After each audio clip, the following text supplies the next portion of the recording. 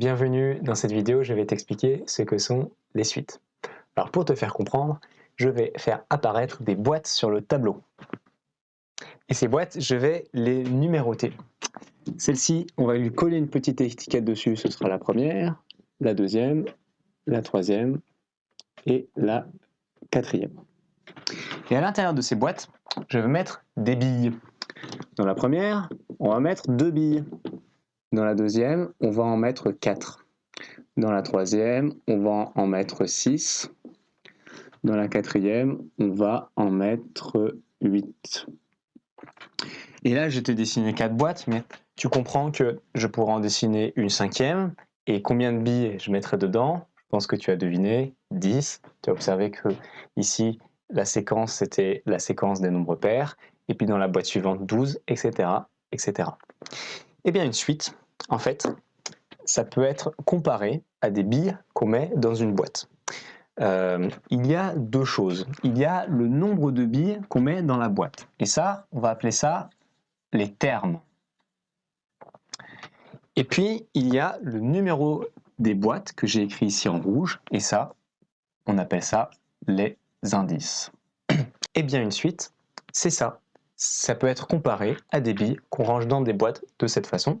Une suite, en fait, c'est une séquence de nombres qui sont ordonnés. Là, j'ai bien une séquence de nombres et ils ont tous un numéro. Le nombre dans la boîte 1, le nombre dans la boîte numéro 2, le nombre dans la boîte numéro 3. C'est pour ça qu'on dit que ces nombres, ils sont ordonnés. Alors maintenant, on va écrire les choses de façon un peu plus formelle. Alors ce modèle de boîte, on va dire, c'est le modèle de boîte U. C'est une lettre qu'on aime bien quand on travaille avec des suites. Donc cette première boîte, ce sera la boîte U1 et elle contient 2 billes. Celle-ci, c'est la boîte U2 et elle contient 4 billes. Et on continue ainsi de suite avec U3 et U4 qui contiennent 6 et 8 billes. Et donc dans l'écriture formelle, eh bien ceci, U4, c'est ce qu'on appelle un terme et le petit chiffre 4, c'est l'indice, et donc on dira que ceci, U4, c'est le terme d'indice 4, et que ce terme d'indice 4, il est égal à 8. Alors, maintenant, ce qui est intéressant avec les suites, c'est de donner le mode d'emploi. Si on devait programmer une machine pour lui dire, dans la boîte numéro tant, tu vas mettre tant de billes, parce que là, je me suis arrêté à 4, hein, mais ma suite, en fait, elle continue jusqu'à l'infini. Comment est-ce qu'on programmerait la machine? Eh bien, il y a deux façons de programmer la machine. La première façon, c'est la définition explicite. Définition explicite.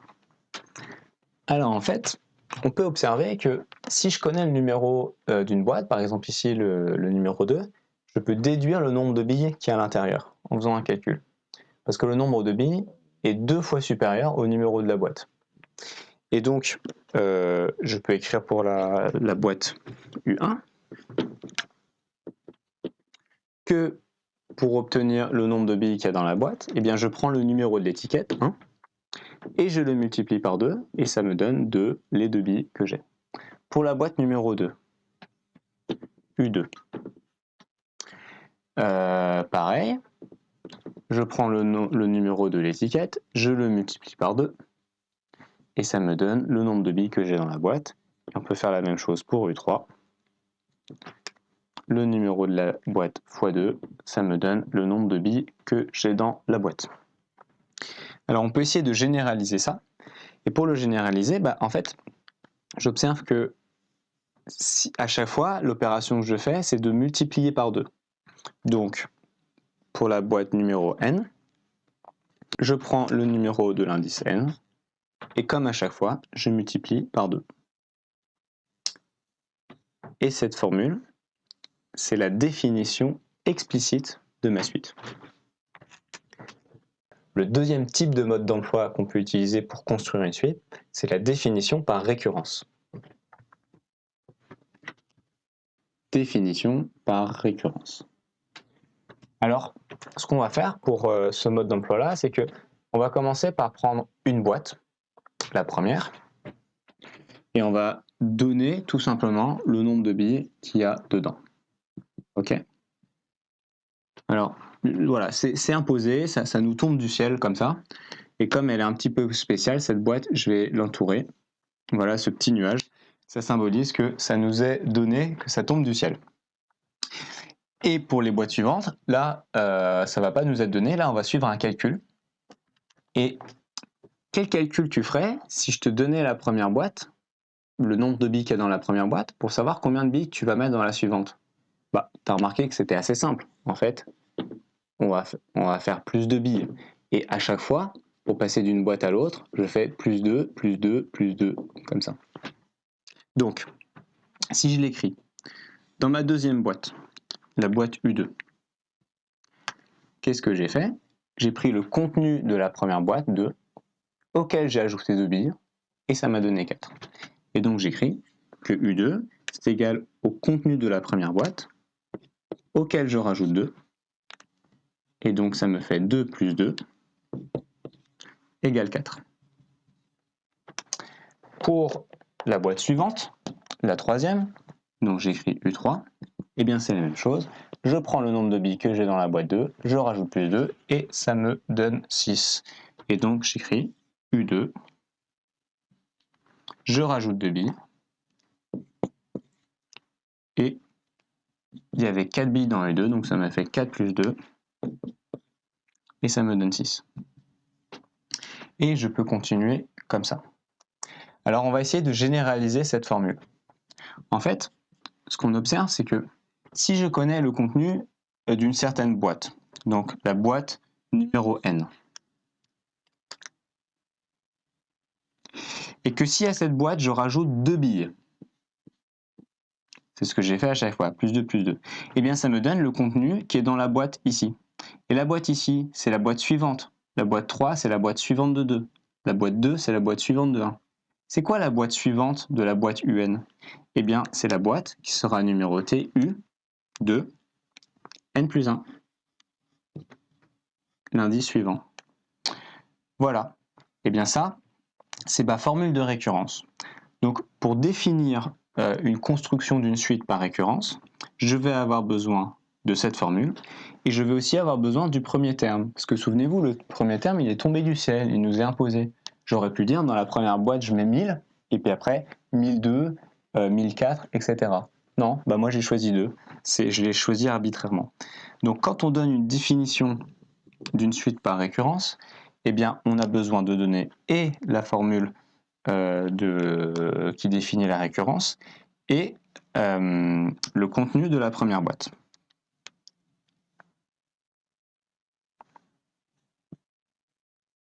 Voilà. Et donc tout ça mis ensemble, eh bien, c'est ma définition de ma suite par récurrence. Alors, je voudrais faire 2 remarques. Une première remarque sur la numérotation. La numérotation, on peut la commencer à partir de 1, 2, 3, 4, comme on a fait. On aurait aussi pu la commencer à partir de 0. Et dire ça c'est la boîte 0, ça c'est la boîte 1, ça c'est la boîte 2, ça c'est la boîte 3. Ça c'est un petit peu arbitraire, ça va dépendre des exercices. En général ça vous est donné dans les exercices et il y a juste à suivre ce que vous dit l'exercice. Puis la deuxième remarque c'est pourquoi ce nom explicite et pourquoi ce nom par récurrence?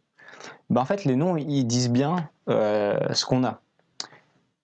Quand une chose est explicite, ça veut dire qu'elle est logique, qu'on peut la comprendre par elle-même. Eh bien, dans cette formule, c'est ce qu'on voit. Il suffit de voir la boîte fermée, de voir le numéro qu'il y a sur la boîte, pour pouvoir, par un petit calcul tout simple, deviner combien il va y avoir de billes à l'intérieur. Donc ça coule de soi, c'est explicite. La définition par récurrence, elle s'appelle par récurrence parce qu'un événement qui est récurrent, c'est un événement qui se répète. Et ici, si par exemple je te demande de calculer U1000, et ben comme pour trouver le nombre de billes dans une boîte, tu es obligé de connaître le nombre de billes de la boîte précédente, tu vas devoir connaître le nombre de billes dans la boîte numéro 999.